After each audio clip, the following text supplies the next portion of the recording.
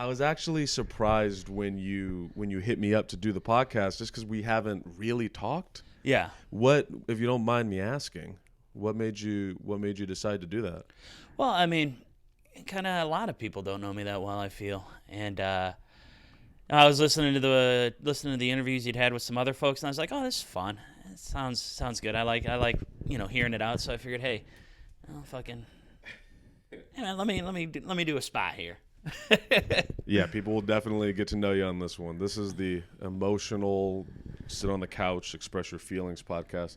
We have held. I'm proud to say that tears have been had on my podcast. Oh yeah, which is a weird. I mean, for a comedian, that's a really weird thing to be proud of. But I don't know. I mean, I feel like kind of the heart of what we do is you're on the brink of tears most of the time. Very emotional what we do.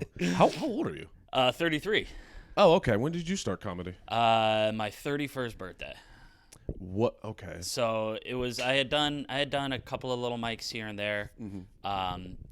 And like the first time I ever got on stage was in 2018. So it was before I was going on a big trip, and my buddy was just like, I would go to his open mics because he's a rapper and he sings, and he would always have a presence on stage and really put on a show. Mm-hmm. People would start paying attention, take their phones out, record his sets. It was always a good time with him, right? Yeah. Not just your average fucking white guy playing Wonderwall, Of course. And so I would always go to his open mics just because I really enjoyed his stuff. And, he's like, oh, you got to get on. I want to hear you do stand-up. So the first time there's an open mic at this place, Gentile's Liquor, on Taylor. Yeah. Taylor and Racine. Sounds very classy. Oh, yeah.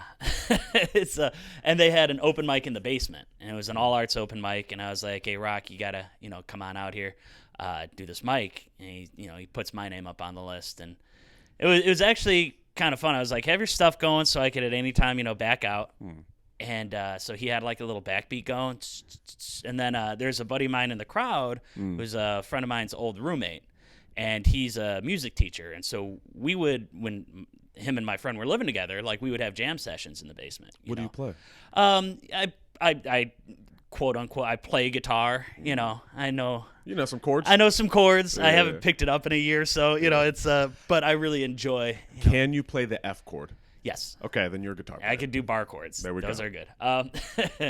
And so, I was like, hey, come on up and give me some rim shots, when I tell a punchline, and just kind of have this team behind me. And he didn't know what a rim shot was, so he just starts jamming. So I got kind of like a little musical tilt to it, and, just kind of vibing off of it. And I had so much fun. Yeah. And then I remember the owner of the place, he's like, oh, he's getting me free drinks and stuff because it's a liquor store. He's just getting me liquored up. And then the next time we go back, I was like, I can't say any of the same stuff before, so I tried writing all new stuff like 10 minutes before, and Was it the same audience then, basically? Not really. Oh, okay. Yeah, not really, but again, I didn't know any better, so I tried new stuff, and it was such a stinky bomb. And there's one of the older dudes who I was hanging out with, one of the owner's friends, right? He was like, oh, man, that was really bad. And I was like, oh, it was my second time ever. And he goes, yeah, last week was really bad too. But I'm really glad that you're, coming on out and supporting your art. Way to go. And I'm like, well, thank you. He's like, oh, it's just constructive criticism, man. I'm like, sure. I appreciate it. That is shockingly blunt. I respect the bluntness of that. That like. You ever do a set and it doesn't go well and people are like, good job, man. And way to go. Yeah. You're like, no, I know that stunk. Yeah, just don't patronize me. I get you. So you started pre-pandemic. Yeah, so that was 2018. Then I did a 6.5 month hike. I went and through hiked the Appalachian Trail, so walked from Georgia to Maine. Just for fun? Yeah, it was the dream that I'd had. I'd been working towards it for like 5 years, right. And finally it was like, oh, I'm turning 30. Yeah. It's now or never. So I quit my job and I, took off to the woods, and that was the trip of a lifetime for sure. It's a lot of you got kids right out of high school before they go to college. You got retirees, they've done everything and now they got time. You got folks that are like fresh out of the military, walking it off. And then you've got a ton of 30-year-old white dudes just trying to figure their life out. So you're like, where do I go from here? That was like the biggest demographic is 30-something white dudes. Wow. So you quit your job and you were just like, fuck it. Yeah, and that was actually so that was my first time doing door to door. I was working with this company in the city, and I had been there I had originally taken the job because there was a 3 months and you get a $5,000 signing bonus for being military. So I'm a veteran, and so there was like a vet bonus after 3 months. So I went in and I was like, let's see if I could survive 3 months. And I'll take the money and run in June, and then I'll start hiking that trail from Maine to Georgia and going north to south, right? And just take the $5,000 and use that. Because you're in the woods, it's not super expensive, Right. Honey from trees. Yeah. Suckling milk from the mama black bear. Of course. Murdering deer with your bare hands like a man. Yeah, eating squirrels raw. That's how you do it. So I started doing this door to door thing, and I was like, oh. Shit, I've actually kind of got a knack for it. And I was like, well, if I stick it around, I could probably bank a little bit more. And so I ended up staying there for over a year. I'm just kind of trying to set money aside and really working on that. And it was, I ended up having like a really excellent quarter. I got promoted. I had like a whole team, and they were like, all right, coming in for reviews. And I just went in and I was like, so I'm going to go hike a trail. I'm leaving this Friday. So there's your heads up. Because it's the kind of company, you give them a 2 weeks notice, they show you the door. Yeah. So fuck them, Yeah, no. And yeah, you do you get yours out of it, and you take your money and run. And so that was that. I ended up, just packing up. My buddy's parents were down in Georgia, so they actually took me in for the day before. They dropped me off at the trailhead, got me all good to go, and then I started walking. So you were in the military. What branch? Navy. And do they teach you survival things? Ish. Not really, like the Navy boot camp is really kind of interesting. And again, I signed up for the Navy like a month after I turned 17. So I knew where I was going my whole senior year in high school. And so senior year in high school was just a blow off, So I'm like, I'm not going to college. I don't need, I didn't look at any of that stuff. And it was just like, all right, I just have to not get kicked out. Yeah. And so I did that. And it was basically, like how to live on a boat. That's what I was doing. So it's not like Marines or Army where, you're going out into the dirt and stuff. Pardon my ignorance, but is the Marines not a faction of the Navy, or how does that? So the Marines are a faction of the Navy. Okay. Yeah. So but they don't view themselves as that? They're like... Well, like the Navy signs their paychecks, but the Marines and the Navy are two separate organizations. The Marines are basically like the Navy's like the Marines' daddy. Yeah. But they would never want they have to accept that. You hear that, Marines? Like it or not. What's the point of having a retarded son if you can't poke fun at him, Okay, so in the branches, I know that there's, like, obviously at the end of the day, we're all on the same team. When World War III hits, which, Jesus Christ, it feels like it. When that happens, obviously we're all on the same team. But do the branches really have like a dislike for each other? Because I hear them talking shit a lot. It's out of love. It's out of like of your love. brother that you. Yeah, okay. exactly. And it's like the same thing. Like if somebody hears you talking shit and you're not a part of the family, they're like, you need to watch your mouth, show some respect here. Interesting. But And so this trip, you said it was a dream of yours, and why? So I always, wanted to I'm afraid of being, working in a cubicle all day and retiring and then dying, right? And so I'm like, I know that I wanted to build a good base. So I've always lived like purposefully, right? So I joined the Navy knowing like, all right, that's going to be something great to start off on, right? And then I could kind of get some travels in. I could build from there. After that, again, and I learning what I don't want as well. The military life never really suited me.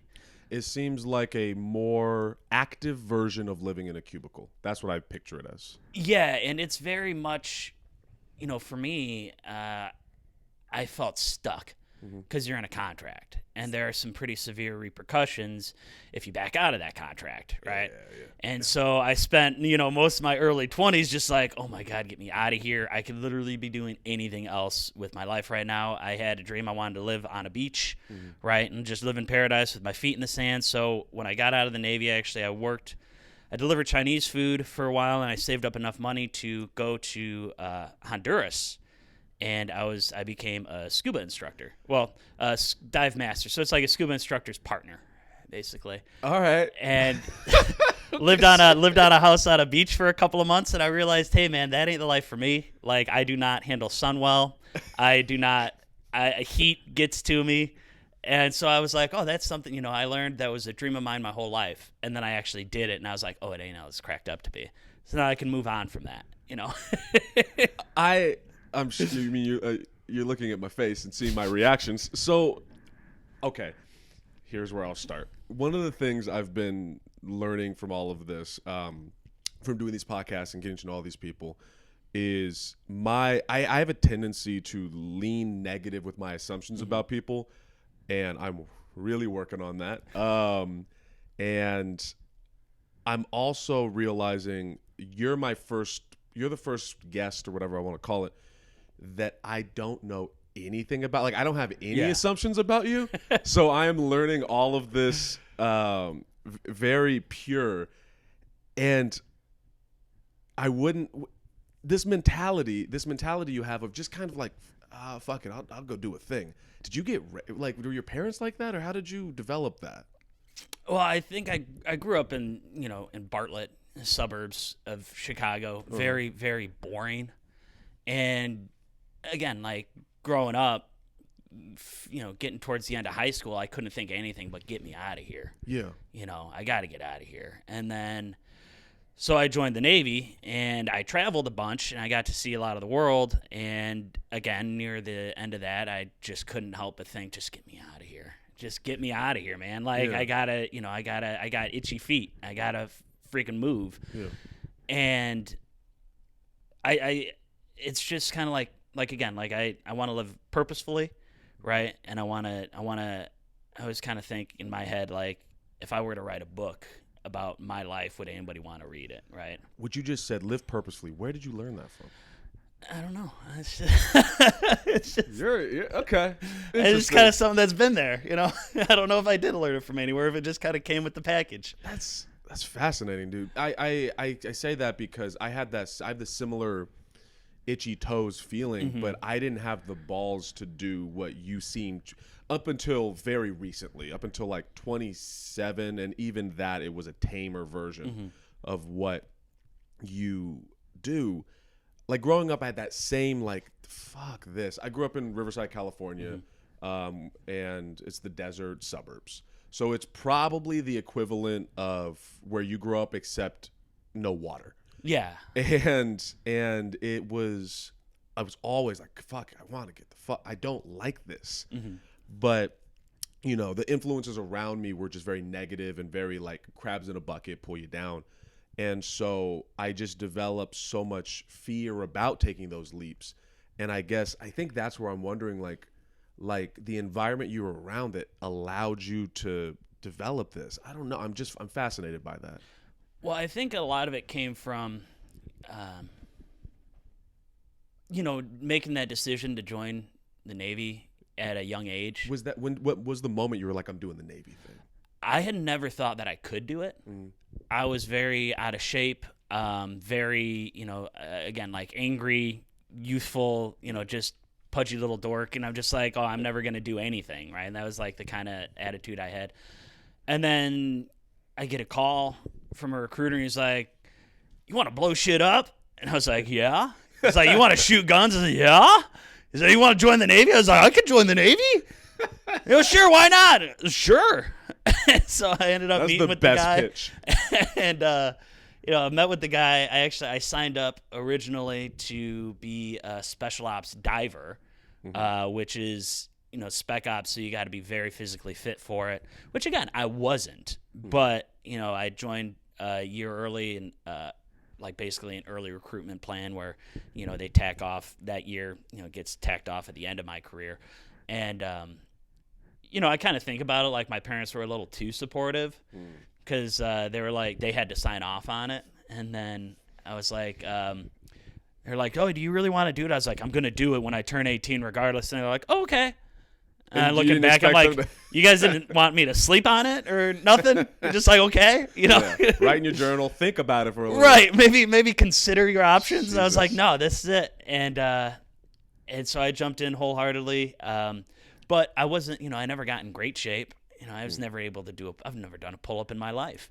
And so there was a physical test, Yeah. right? And it came after my 18th birthday. So I remember I get a phone call. I'm on a couch in some dude's basement, and it's my recruiter. He's like, "Where the fuck are you? These special ops guys are here. You're ready to do the test." So I'm just fucked. I get there like 2 hours late. Everybody's mad at me. I couldn't do a single one of the physical things. The only part of the physical test that I passed was the sit-ups. Yeah. And they were just like, this guy's not going to be ready in a month when he goes to boot camp. So then they switched my job, and they're just like, so you can't be a diver because you're not going to fucking qualify for it. You would die. Yeah, and they're like, you could be a yeoman, sit there and be a secretary. You could be a guy looking at radars. So you're back in the cubicle again, though. Basically, and then they go, or you can blow shit up. And I'm like, tell me more about that one. And they're like, well, this is aviation ordnance, right? And that's basically everything that goes boom off of the aircrafts, right? Missiles, bombs, rockets, 20 millimeter, all that stuff. Yeah. And I was like, that sounds cool. Again, 17-year-old. It's like, yeah, let me blow shit up. Cool. Of course. And then so I ended up going and becoming an ordnanceman. And then that was basically building bombs, putting that kind of stuff together, handling explosives and all that. And I was like, yeah, that's kind of cool.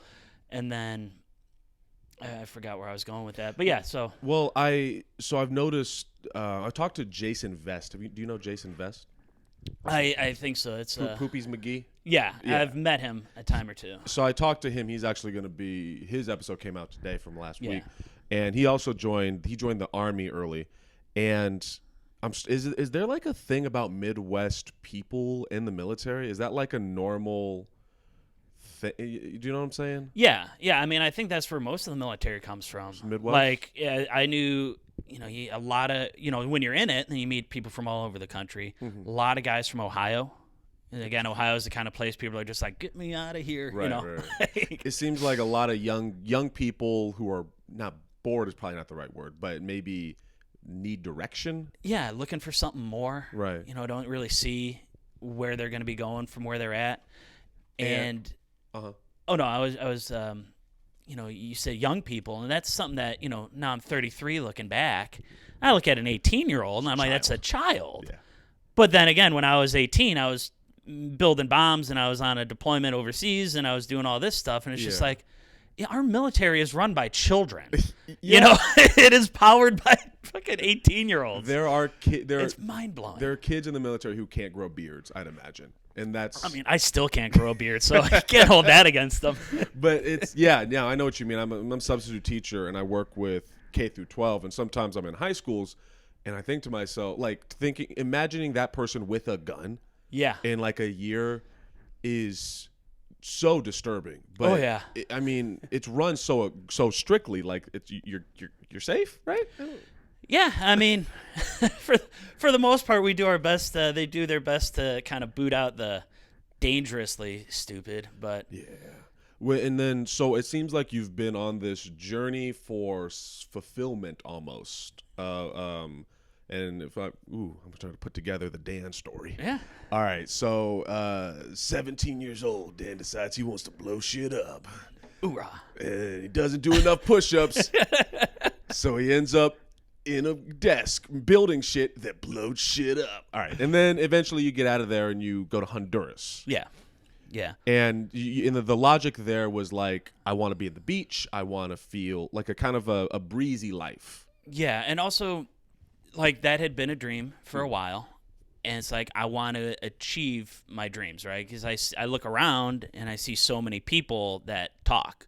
I'm going to do this, I'm going to do that, I'm going to do this and that and this and that. And 5 years later, they're sitting in the same spot telling you how they're going to change the world. Mm-hmm. And something I've realized is you can do all of that. Yeah. You can, if you have a big, lofty dream, you can accomplish it, but it needs momentum. And you need to start it one step at a time. And so, getting out the Navy and being like, oh God, okay, this is what I want to do. I want to be, a life of leisure. And again, like my initial idea was, I wanted to like rent mopeds on the beach. And then I was looking at like, you got to get a business license, all this. And there's other steps. And so I found another way to do it. And, at least to achieve the dream and to be scuba diving, which is something that I'd always thought was kind of cool, but I'd never really considered. And then it's like, okay, how can I do this? Oh, I do the work behind it, find a program and save up the money and talk to the guys and square everything up. And then boom, now I'm on a plane. And doing that, finding out that's not what I want to do. Right. Again. What was it about it that you didn't gel with? Well, you don't make a lot of money. I was basically working for room and board. I was making maybe $5-6 a day. Oh, you're in Honduras. Okay, I was like, that can't be legal. But okay. And it's like you're going out and you're taking a group of people out snorkeling or scuba diving. You take people scuba diving, you get $2 per tank, right? So a group of 10 people, you get $20 to take them underwater, make sure they have a good time, make sure they all come back alive, and then you're living off of tips. And then I wasn't getting tips. Right. So I was doing that for a little bit. All my stuff started falling apart. My flip-flops popped a tire, and I'm just like, I got no money. I'm eating cheese sandwiches and drinking $5 rum and like. So what you envisioned wasn't the reality. Yeah, and also, like I said, like warm, hot climates like that, I'm not good in them. The heat makes me lethargic. I'm just a deep red all the time, I can't relate on the red, but... for obvious reasons, but I can relate on the heat. That's a thing in moving out here. Here over and over, it's going to be cold out here. Why the fuck would you move from a place that's hot? But I think maybe you'll relate to this, that just because it's hot doesn't mean it feels good. Oh yeah, it could easily be too hot. Yeah, and there's nothing you can do. You can't take your skin off. You can't take your skin off. You can go in the water, but even that is like you have to be in a specific place to do it. For me, my logic is I can just put more shit on. Yeah. I'm glad that we relate on that, because that's a really annoying pet peeve for me. Well, there's something I've noticed too. Like heat makes me lethargic, right? It makes my brain foggy. Yeah. I can't concentrate. Cold. You're in it. Yeah. Cold. I am in the moment. Yes. My brain is sharp as a tack. Yes. And it's like, oh yeah, that wakes you up. When it hurts to be outside, you're in the freaking moment. You have to focus. There's no lollygagging. People don't like after I don't know what it's like in the suburbs, which I still have a question for that for later. But in where I was from, you finish a show and then you just hang out outside and do nothing. You don't do that here. You're in the show. Yeah, and it keeps the audience in there. It's great. But okay, so Honduras, you're like, fuck this. I'm sunburned. I'm getting bit by crabs. I'm not liking this. Then you come back here? Yeah, I came back to my parents' place. I was delivering Chinese food. So when I got back, my job was taken, but the family owned a casket warehouse. So I started slinging caskets. Casket warehouse. Okay. So like the middleman. So we get caskets by bulk, and we send them out to people that need them. So I was working there for a minute. It was the same people that own the Chinese restaurant. I'm not making any parallels there, but who the fuck is like, I want to start a Chinese restaurant? Also, death is interesting. They also owned a tiara company, and they're like, South America, Central America is our biggest market for quinceañeras. They go through tiaras like crazy. So these people are just hustlers. Oh yeah. Were they Mexican? They were Chinese. Okay, because I was picturing Mexicans running a Chinese restaurant. And then, all right, anyway, okay. What the fuck? Okay, so you're slinging caskets. And then now I'm sitting in my room thinking, what's next, right? Yeah. And so I was just getting ripped watching Nat Geo docs, and I saw this thing about the Appalachian Trail. And I was like, oh, that looks cool. Dude, you're Forrest Gump. You're literally Forrest Gump. What the fuck? Okay. Well, I'm watching this thing, and then they're like, well, just the fact that there's an unbroken trail that goes up across the country, right? That blew my mind. Oh, my God, that's so cool. How old were you at this point? 26. Okay. 25, 26, yeah.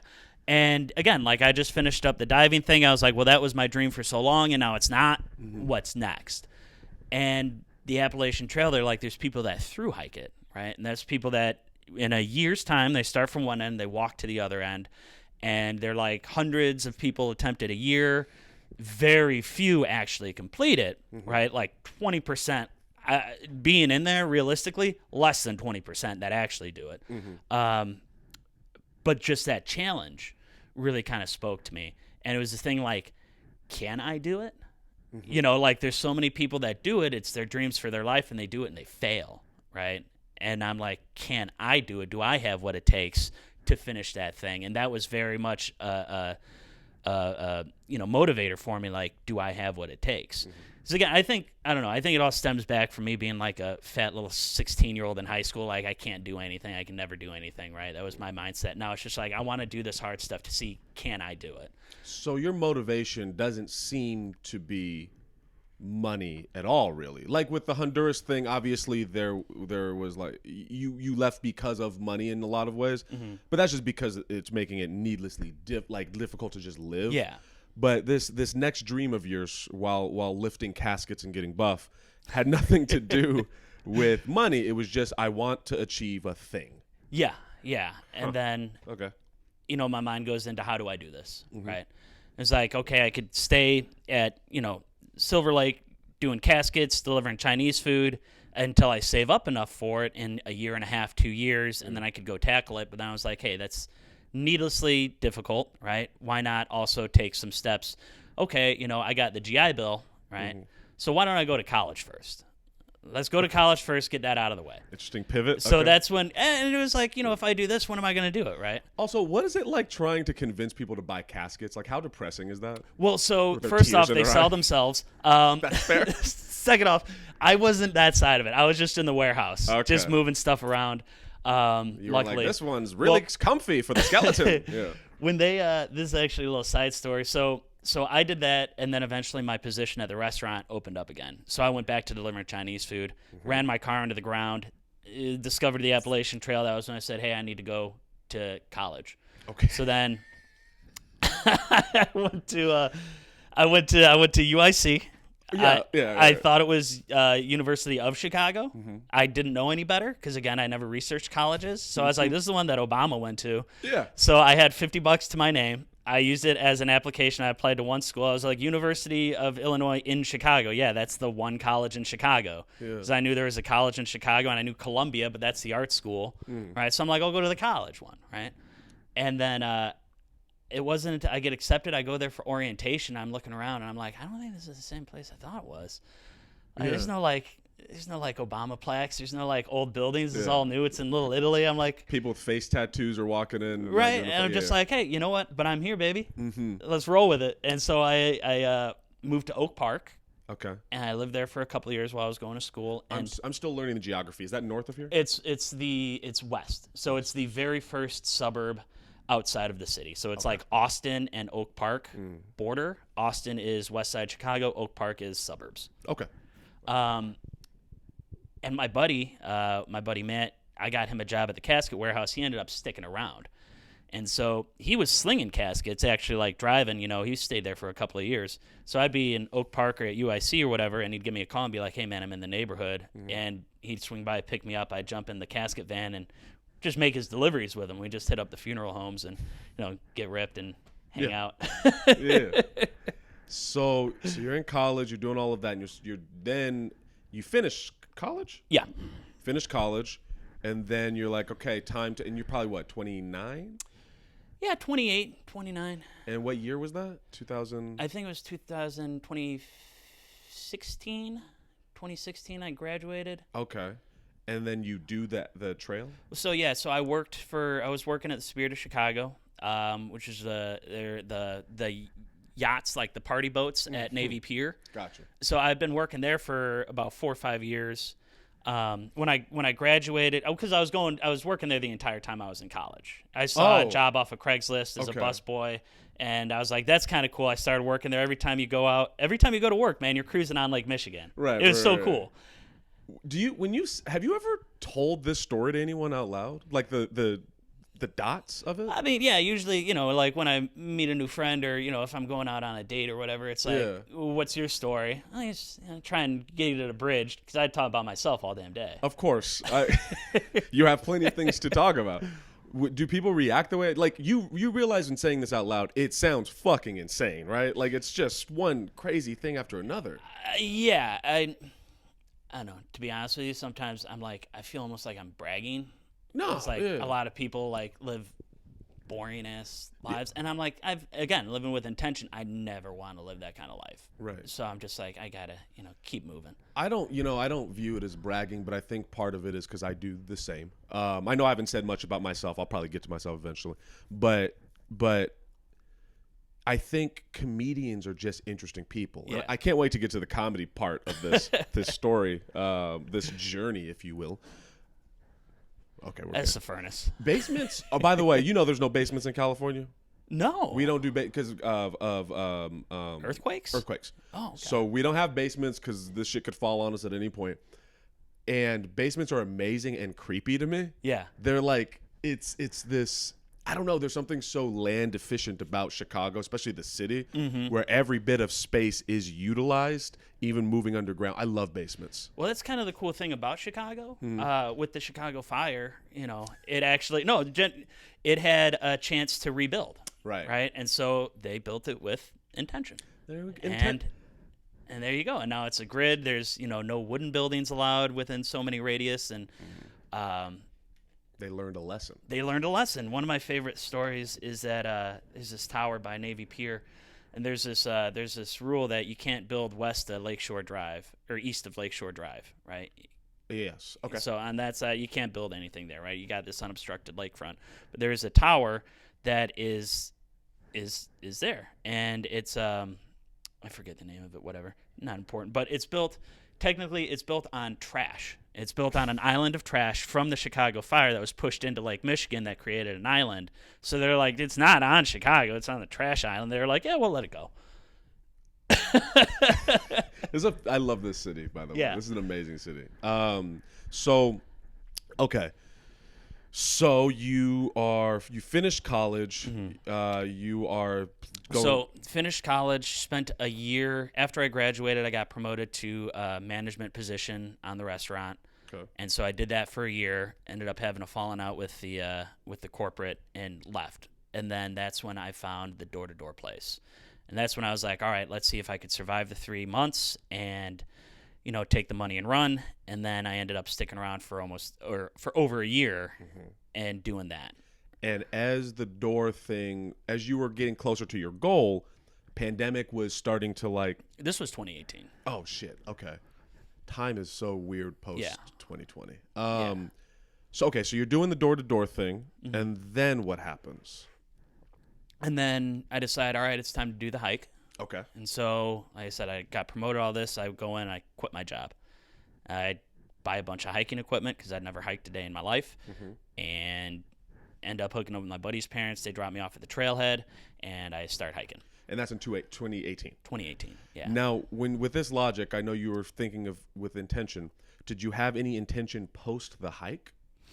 It was kind of like, I went into the hike, and I was just like, I'm quitting cigarettes, I'm quitting marijuana, I'm quitting alcohol, I'm going to be one with nature, and I'm just going to be at peace and let Mother Nature guide me, Yep. The first day, I hiked like 20 miles. I was sitting there I was playing spades with some girls, and one of them pulls out a cigarette, and I was like, you can smoke out here? I was like, can I get a cigarette? And then I'm in Georgia, where they're like $4 a pack. Right. And I'm just like, smoking's gone. It's, I'm in so much pain from every day hiking, just my muscles hurting, just pain every day. I'm like, I took to hiking out with a bag of wine.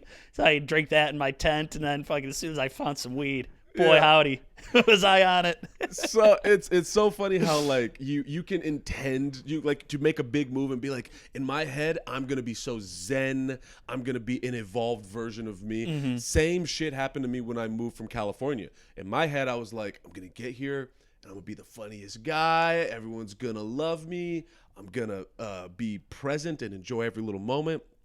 And I got here and immediately going back to bad habits. Yeah, and immediately. It's so funny because even the logic, as you get older, you understand the logic of it more, and I think it's easier to navigate that when you're about to do another thing. But I don't know maybe it's human instinct to maybe it's patterns. I don't know. It is so easy to fall back into bad habits. Yeah. So going out on the hike, I was like, all right, maybe I'll figure out what I want to do. Yeah. And I kind of did. I decided, again, at this point I had done stand-up twice, and it terrified me. It was so scary for me, just the idea of it, and it's something I wanted to do for years and years and just never had the courage to do. And then on my hike, I was like, if I could do this, I can do anything. And it really, like, you say that, but this, getting through that challenge cemented that idea in my brain. If I can do this, I can do anything if I stick with it and one step at a time. And you finished the hike. And I finished the hike. Good for you. Thank you. And then again, like, I had epiphanies like, I spend way too much of my free time on video games, way too much of my free time on, watching TV, just sitting on my ass, just idle time, where I could be writing, I could be playing the guitar, I could be exercising, I could be doing any number of things to better my life. And then I'm like, I'm never going to do that again. And I got home, and my brother, I'm like, oh, the new Spider-Man game is out? That new God of War game is out? We have to see what Peter Parker does. Red Dead Redemption 2? Are you kidding me? I mean, you have to. And I just fell immediately back into, Mortal Kombat's dropping? Yeah, let me get on that. That thing you said, the logic, if I'm to put it in my own words, and I think I agree with you, is that, first off, acknowledging that those patterns are easy to fall back into, but putting yourself in those difficult situations forces you to finagle your way. Like, it forces you to figure out how you're fucking up. Yeah. And with a little bit about me, with the move to Chicago, I knew it was going to be hard. I knew it was going to be scary. Like you were saying, I knew it was going to be difficult. And when you said you were going to go on this hike, did you have people that were like, don't do that? I had people that were like, don't do that alone. Fair. My mom's just like, call your cousins, call your friends, get somebody to go with you. Yeah, well, it sounds like it's a big group of people, right? Well, there's a lot of, I put it like this. I was by myself. I left by myself. I went on it by myself, but I was rarely alone. Because there are like a lot of people that start with. I ended up day one. I got to the trailhead, and they're like, if you're going to thru hike, sit over here. There's like a group of 20 people or so. And Ridge Runner, they're kind of like the trail police, or the making sure they clean out the privies and all that stuff. Yeah, all the dead bodies, they drag the bodies off far enough to where the bears don't disturb the hikers. Of course. And he's like, this is how to hang a bear bag, this is how to dig a cat hole. And kind of looking around, you see these people who are all doing the same thing as you. And actually that day I ended up meeting, like I said, like at the end of the day, I was at a shelter. And I ended up meeting up with these two girls. They were a couple, and then this guy, Connor. So like Steph and Sarah and this guy, Connor, we all kind of met up, and we're like, this is what we're going to do. And, we're all through hiking here and just kind of getting to know each other. I ended up spending the first 2.5 months every day with Steph and Sarah. Like, we just kind of hiked together. We'd get injured at the same time and just, all right, let's split a hotel room. And so that was a great way because, again, I had never been hiking before. I had no idea what to expect. I thought that going door to door would prepare me for it, and then, guess what? Mountains. Yeah. A little different walking around mountains than around Illinois. Yeah. And that just kind of having like friends there to kind of make mistakes together with and help each other out, and that was really nice. But then eventually I started going off on my own and wanting to be alone, and kind of doing that, and so then you could just break off and. You don't have to be with people. You go set up your tent wherever the hell you want. That's a healthy lesson to learn. The need to be alone sometimes. Like, the magic of the phone allows us to be all interconnected at all times. And then every now and again, it's like, human beings weren't necessarily meant to always be. Yeah.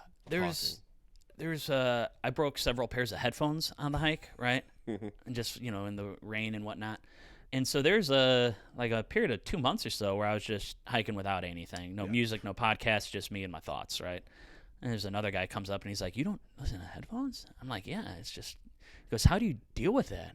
I could never be alone with myself for that long. Like, you face them, and you face your demons, whatever, you kind of grapple with them, you get over it, and then it's like, okay, it doesn't, it's not a big scary thing anymore. Yeah, it's funny. I like how he said deal with that instead of yourself. How do you deal with yourself? Because that's really what you're dealing with, whatever the fuck is going on in here, and that's a lot. Myself's the only one who's going to be with me forever, man, so better make on good terms with them, and then you deal with the problems, not, So you finish the hike. And then what happens from there? I finished the hike, move into a place in Humboldt Park with my friend Lauren. That was actually kind of cool. I'm searching around for apartments, because again, I'm at my parents' place. It's driving me crazy. I got to get out of there. And I text my friend. I'm like, do you know anybody? She goes, no, I'll keep my ear out. Later that night, she was on a work trip in Colorado. She gets home and she goes, actually, my roommate, this is like on a Sunday. She goes, my roommate just told me he's out of here on Wednesday. And I was like, I could be in there on Thursday. Yeah. And at Wednesday, I went up. I met with him. She's like, this is where you'd be. I was like, great. Took the keys and I moved in on Thursday. Nice. And finished the hike and moved into your friends. Moved in with my friend. And then that's where I was kind of trying to get my stuff together, trying to find a job.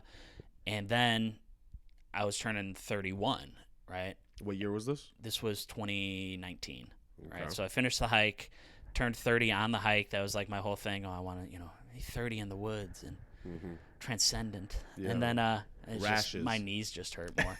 And then, so I'm like, what do I do for 31? There's nothing. I'd been kind of like going to open mics and just watching. Again, like too scared to get up and put my name on the list. And then they're like, oh, just do something for yourself. And so there's an open mic that I was going to at Logan Bar, which is on California, Milwaukee. They would have an all arts open mic, right? And I was always too nervous to get up there because there was always a crowd. It was always full. Yeah. And so I ended up, all right, I'm going to go there. And I told my roommate, and I was like, don't tell anybody. I just want to get up there. And so we're sitting there waiting, and all of a sudden, like, my friends start showing up. I'm like, what? And she had blasted out all of our mutual friends. Dan's doing comedy. It's his birthday. Come on through. So, I've always been lucky to have very supportive friends, too. Yeah. And so all of a sudden, like, now I've got, like, 10 friends there. And they're like, oh, go up there. Do it, man. Do it, man. And I went up there, and I did it for the first time. And I was just basically joking to them. And I had a great time. And ever since then, I was like, I'm doing it. And then it was just every week getting out there and hitting it and really starting to take it seriously. So with the comedy thing, do you think, because I mean, it seems like you've been doing this dust in the wind, what do I need to do? Yeah. Do you think you've found, is this the thing? Do you think do you think there's going to be another thing outside of comedy, or do you think this is the thing? I would love that. And if there is another thing outside of comedy, I would love it to be comedy adjacent, maybe moving into a different realm of, comedy rather than just stand up. But I have so much fun. I have so much fun. I would love to do this. And I would love to get to a point where I can make money. And like, if I'm pulling in enough to freaking live in a van and travel, I'll go up and, go do some shows in Minnesota or something, or Massachusetts or wherever. And I go camping and live in the woods for a little bit and then go do a show and collect a paycheck and then go somewhere else and, travel national parks. I would love to do that. I would love to do that. I've still got, there's 2 more trails that I want to hike, big trails, the Continental Divide Trail and the Pacific Crest Trail. And those go from Mexico to Canada. And I want to do those before I turn 40. So that's kind of like, I want to, again, like, but now you get to the point where I'm 33 and I don't really have any money and I've been a bit of a nomad. And now I'm like, all right, so now I'm here. Now I want to take it a little seriously and build a nest egg, something where I can come back to, because every time I've traveled, it's basically been I work, I save up money, I travel until I'm broke, and then I come back and now I'm broke and I'm just another year older or whatever. And now I got to start from the bottom again. Right, so I'm tired of starting from the bottom. I want to actually like build something where I could come back to it, and where I could go on and travel for 8 months and not be flat broke when I get back. So it sounds like, man, you have would you say you're a happy person? Are you happy, content? Very, yeah. I think I don't even think, I know I envy that very much. I'm working on getting to that place. Yeah. And have you always, I mean, it sounds like when you were a kid, when you were like 16, you were not happy. No. And when you went into the military, sounds like not happy. No. And then when you went to Honduras, not happy. Yeah. Was it an improvement? It's building blocks. It's one step at a time. And then after Honduras, coming back and then working at the Chinese place, probably not very happy. Yeah, but I was happy in the fact that now I had another goal. Right, I'm least happy when I'm aimless. Right, but so there's like, a couple of months between Honduras and that before I found the Appalachian Trail. And I'm just like floating. I'm just like, what am I doing? I have no idea. But then once I saw the trail, then my mind went, all right, how do we do this? How do we make this happen? Hey, use I go to college because they pay you to go to college. So I'm like, why not take advantage of that? Uncle Sam, I'll take the money. So let's use that, right? Went to college, started working. All right, I had, again, very intentional. I'm going to the AT. I'm going to do this. So I kind of built my life around it. I can't have any property where I have to pay monthly fees. I can't have a car where I have to pay. I haven't owned a car in like 10 years. I can't have credit card debt. I can't have, even like a relationship, because that's going to make it even more difficult to leave. So again, very intentionally living to where I don't really have a whole lot. Anything that I own, I could put in a bag on my back. It's like half really impressive and beautiful, and the other half is like, are you a murderer? Yeah, right. Are you a serial killer? Why do you keep running from, buddy? What are you running from? Yeah, am I in this basement for the wrong reason? Is this audio ever gonna get out? No, man, that's so. For me, I have a very clear focus, and that is stand up. And it's like, I need to do this as my living. I can't do anything else. Again, commercials, act, whatever, but stand up is the thing. And I have this like all or nothing feeling about it that I think is great for motivation. It's good for work ethic. It's good for building that momentum, but it's not good for happiness. What I would recommend for that, and this is how, again, like I like how I accomplish whatever, is you keep the big picture. Okay. Right? So successful in stand-up, making money in comedy, right? And keep it vague.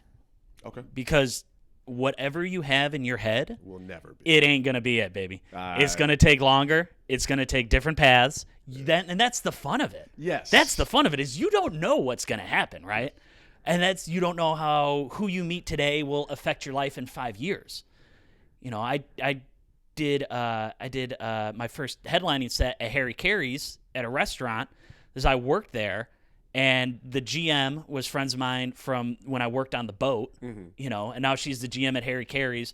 She reaches out and she's like, hey, I hear you're doing comedy. We're looking for a comedy night. Yeah. And then so I helped her set that up, and then all of a sudden she's like, hey, you want to do an hour? I was like, I don't have an hour. She's like, sure you do. It's like, all right, sure. You're a comic. Yeah, why not? Gassed me up, and then I got to do that, and it was so fun, and I was able to do it, and it wasn't, I'm not sending the fucking tape to Netflix anytime soon. Of course. But no, I have it in me, like, oh, I can do time. Okay, I can have fun for 40 minutes. Okay, let's break this down for myself then. Let's do the Aaron works on himself moment. Right. So keeping it vague, I do know what I want, and that is, in the most realistic sense, to be able to live off of comedy. The entertainment industry, if I'm supposed to be making it more vague. What I've been doing as of recent, what I used to do in California was I would have a good set, or I would make some progress, and I would fucking hold on to that moment. I remember I did I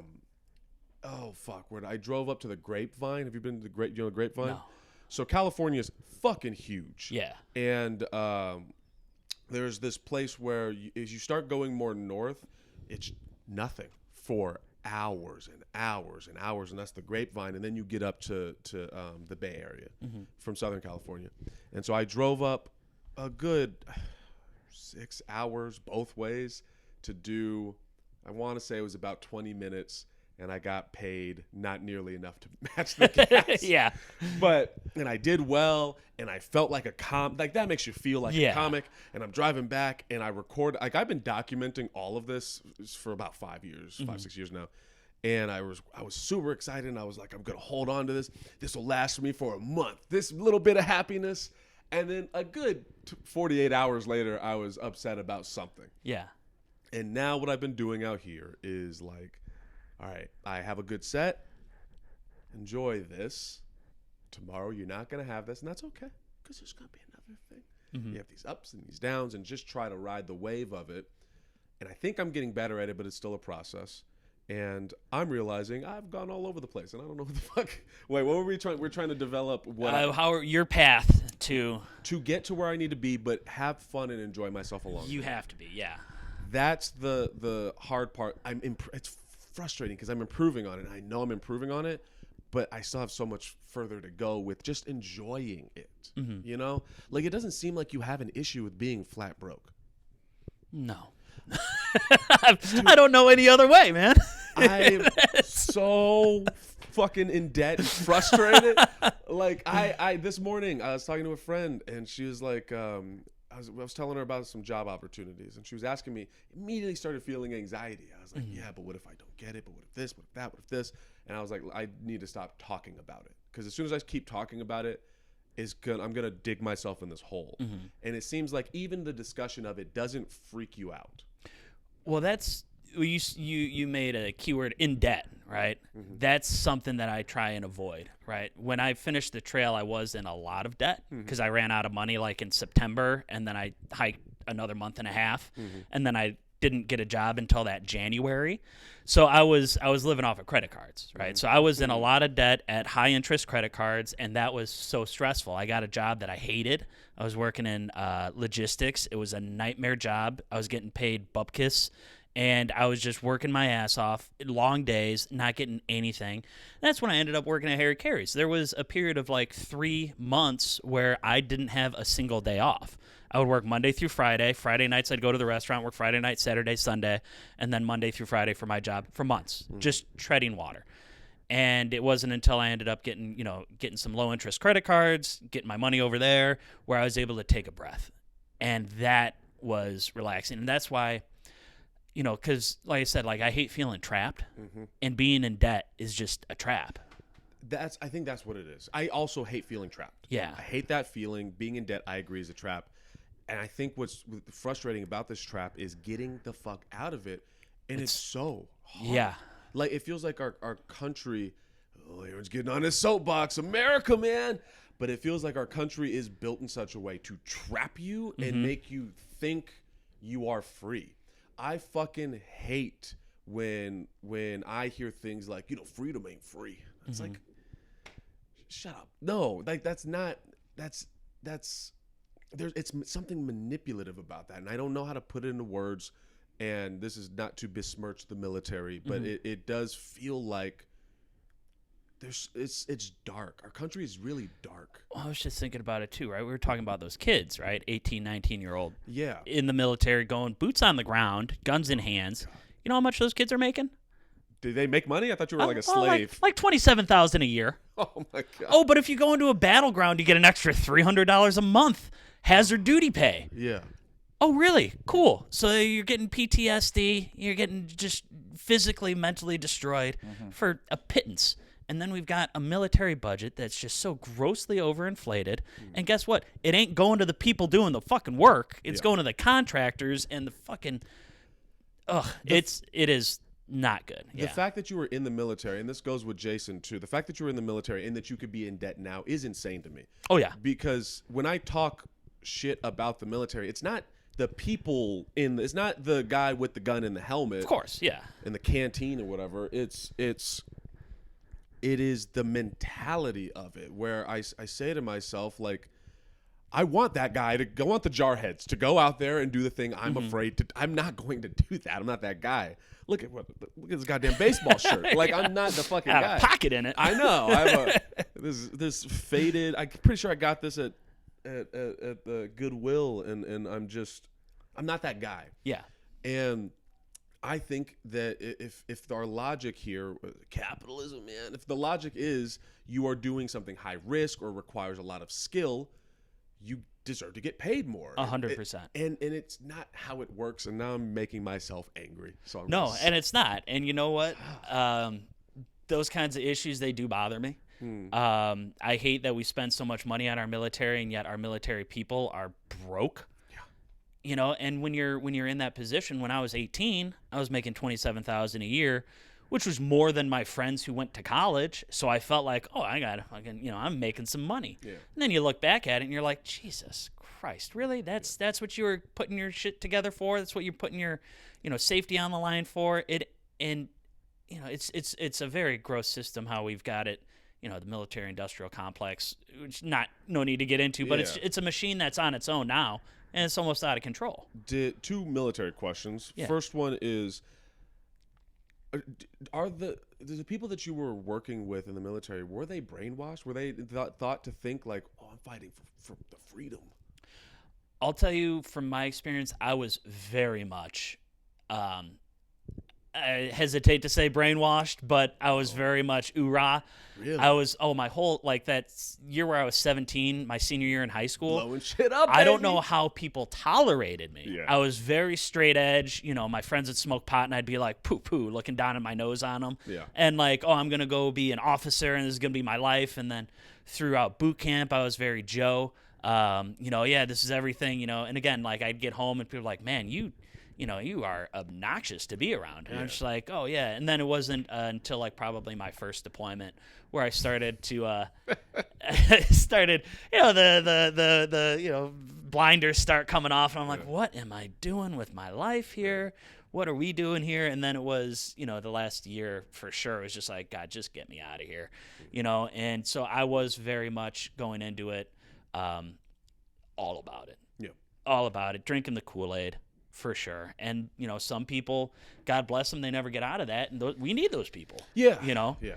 And not everybody, can be a 4 years and get out. We need the people to stick around. And it's tough. Yeah, it's Second question was World War III. I want to say my ignorant, non-experienced military opinion, then I would like your opinion. I don't believe we are going to get drafted because we have too many fucking crazy, gun-loving, want to kill people type of people to go in the military for us. Uh-oh. Okay. All right. This is going to be scary. Okay. So one, I don't believe that if World War III happens or when, because what it's looking like, I will be drafted. I don't believe that is the case, but it is a scary proposition to me. The second thing is something feels off. I mean, with any war, something feels off, and it feels like there is a way to not go about this, even if Russia invades Ukraine. Mm-hmm. But I don't know how that would happen. And the third thing is, I'm like more like, it's not a coin flip to me of going to war. It's like when is this going to happen? Mm-hmm. And let's start from the beginning. So from the beginning, you getting drafted. Yeah. I think you're too old. Yes. I don't think you got to worry about that. Old as fuck. I'm not 100%, but yeah. I know that you can join up to 35. And that's like the maximum age range. So if you're over 35, you can't join again. But as far as drafting goes, I think they're going for the young guns. Perfect. Again, they're getting those kids. Oh, good. Yeah, let's send the kids to war. I'm not cutting his hair. Meat grinders. As far as the gun-toting people who will rally to America and go volunteer, why haven't they volunteered already? If that's really how they feel. There's a lot of gun-toting wannabe. Mm-hmm. Oh, I would have done that. Yeah. And like when, I don't think that you have to worry about like Marines, being pieces of shit outside. Sure, some of them are. Again, but it's they've got the diversity. They've gone out there, they've met all these other people, they've traveled, they've seen all this stuff from the world, right? So they've got a little bit of reality, right? It's the people who would have gone, right? The people who like to dress up in camouflage and jack boots and whatever, and told like, oh, America, it's like, did you serve? Oh, I would have, but my back hurt once. Yeah, those are the guys because they got something to prove, right? And they're not gonna rally to go fight overseas because at the end of the day, they're not. They're the January 6th. They're not. Yeah, they're not made out of that kind of stuff. As someone who's in the military, how did you feel watching that? By the way, ashamed. Embarrassed. Like, I'm never gonna forget that day. That day is gonna stay in my mind far more than 9/11. Yeah. I remember I was watching on TikTok because fuck the news, and I was just watching raw video of what was going on, and I got an email. I was an interpreter at the time, so I had like an ongoing school job, and every job, like every day, has a connected email in and of itself. Mm-hmm. So if it's like Tuesday, here's the Tuesday email, whatever. And then I just got email after email cancel, and I just lost my job. So I'm watching the insurrection, and I'm like, oh, I guess I'm unemployed now, and I'm never gonna forget that moment. But the prospect of going to World War III, we're doing that. Far be it for me to predict the future, but from what I've heard, Russia is pretty hardcore on their stance. They're like, we're doing it, like it or not, and if you don't like it, then this is what's going to happen. Again, I'm not excited about the prospect. I really hope we can avoid it. But if something does happen, the worst does happen, I don't think that all those fucking yahoos are going to be like, well, time to rally. Yeah. No, they're going to stay where they're at because that's all they're good at. Do you think they would like bomb? Like the thing about America that I do like is I always feel like we're untouchable. Oh yeah, right. Isn't that something? Yeah, we're untouchable. We had one building get bombed fucking 12 years ago, and we're still talking about it. Yeah. Oh yeah, and you know what? I think about this too. We've never had, or at least in our recent memory, World War II. That's the big one everybody talks about. Korea, Vietnam. Those are all overseas wars. When was the last time we had a war fought on American soil? Civil War. Literally us. Yeah, right. And I'm not saying, but we're very much like pro-war, as a culture, as long as it's over there. Yeah. Over there, right? Yeah. Something I think about often. How many U.S. military bases are in foreign countries? A lot. Over 200. Okay. Right? Over 200 countries with a U.S. military base there. How many foreign countries' military bases are in the U.S.? 2? None that I'm aware of. None. I don't know. I mean, again, I'm not an Encyclopedia Britannica, but I'll tell you none. Right. When we go out overseas, right? I was in the Navy, so we were hitting up. I went Thailand, Korea, Singapore, all these things. We get off the boat and we go out and we're having a good time. We're buying stuff. We're drinking. When was the last time you were in Fort Lauderdale or Los Angeles and Singapore Navy ship comes in and all of a sudden the town is just flooded with Singaporean sailors just trying to fuck your women and drink all your booze and just causing a ruckus? Not that I've experienced. Yeah, it doesn't happen, right? So we're very much we got our fingers in everybody's pie. Yeah. And we're just like, I can't come here. But again, and January 6th was glaring example of that is that it can happen here. It can happen here. It's a matter of things and that haven't caused it to happen, but there's so many people who are like, oh, those fucking yahoos are just like, I love the Civil War. I'm sure you would, because then you could feel like you actually did something with your fucking miserable life. But man, the quarantine was very healthy for me. Yeah.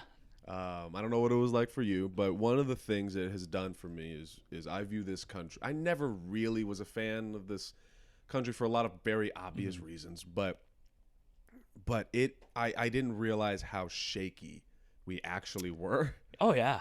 This is a game of fucking Jenga, baby. Yeah. And we're at that end part where people are like, ugh, where they're like poking it with their pinky, and it's wobbling a lot, and I feel I have this really this dark feeling in my gut, like, is our time up? Are we done? Because it really starting to feel like this is all too transparent.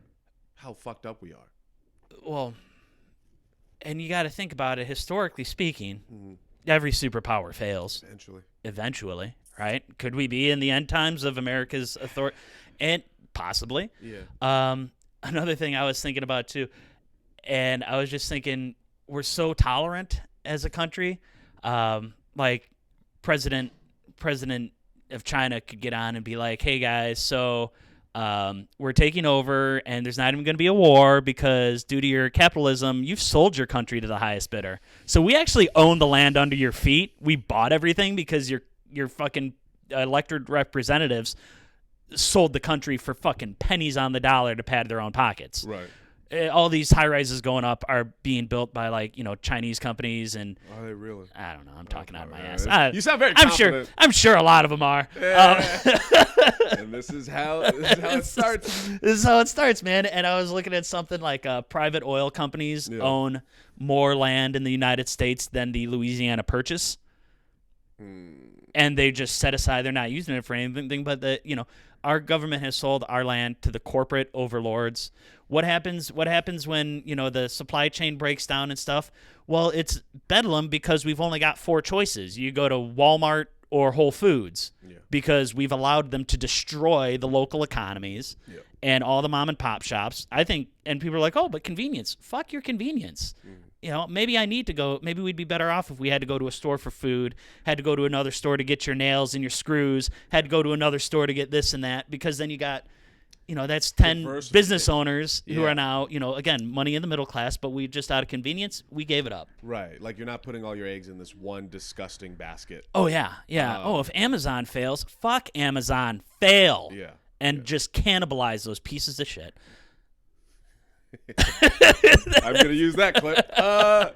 I usually do about an hour because that's usually as much as people can take. Yeah. But we will talk as soon as this shit goes off. All right. Bye.